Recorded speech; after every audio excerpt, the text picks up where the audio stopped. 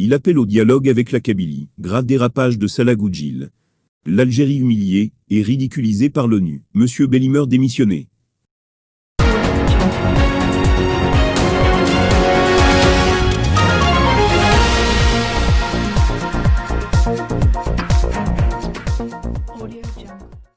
Il appelle au dialogue avec la Kabylie, grave dérapage de Salah Goudjil.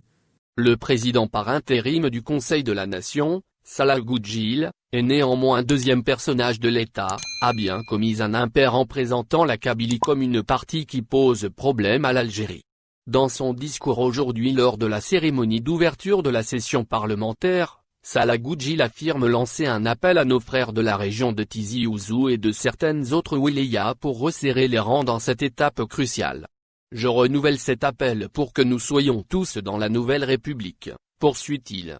Ainsi, par cette déclaration, le président par intérim du Sénat laisse entendre qu'il n'y a, aujourd'hui, de problème qu'avec la Kabylie. Sur les réseaux sociaux, beaucoup d'internautes ont commenté cette déclaration en se demandant pourquoi il a lancé un appel spécifique à cette région, sachant que la contestation n'est pas limitée aux wilayas de Tizi Ouzou, de Béjaïa et de Bouira. Il faut souligner que les deux wilayas de Tizi Ouzou et Béjaïa se sont distingués par leur boycott massif de la présidentielle du 12 décembre 2019. De nombreux internautes ont critiqué les propos du président par intérim du Sénat. Des propos jugés inappropriés, déplacés et tendancieux en ce sens que Goudjil tente d'isoler la Kabylie du reste de l'Algérie.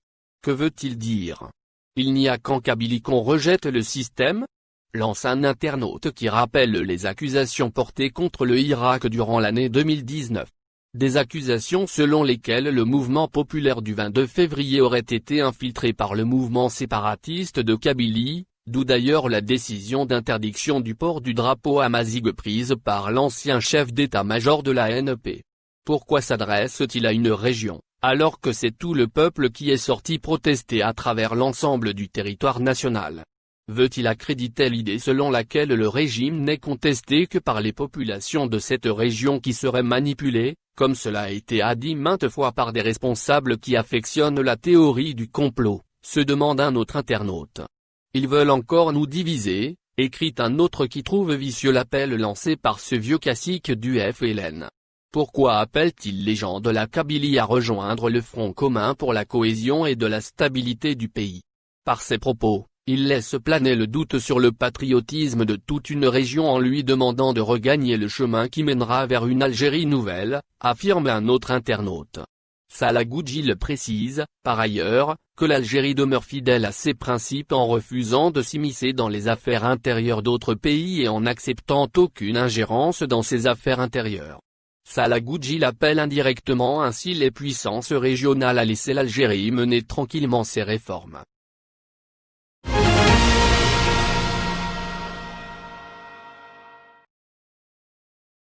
L'Algérie humiliée et ridiculisée par l'ONU. Monsieur Bellimer démissionné. Le Haut Commissariat des Nations Unies aux droits de l'homme a officiellement confirmé ce vendredi les informations révélées par Algérie par hier jeudi concernant l'invraisemblable fake news diffusée par la PS, l'agence de la presse étatique algérienne et canal officiel du régime algérien, concernant le supposé rejet par l'ONU de plusieurs plaintes déposées contre le régime algérien pour des violations successives et flagrantes des droits de l'homme en Algérie. L'instance onusienne a confirmé toutes les informations révélées par Algérie par et cite notre média dans ce communiqué. Une première dans l'histoire des médias algériens. Oui, c'est effectivement la première fois que l'ONU se réfère au travail et production d'un média algérien.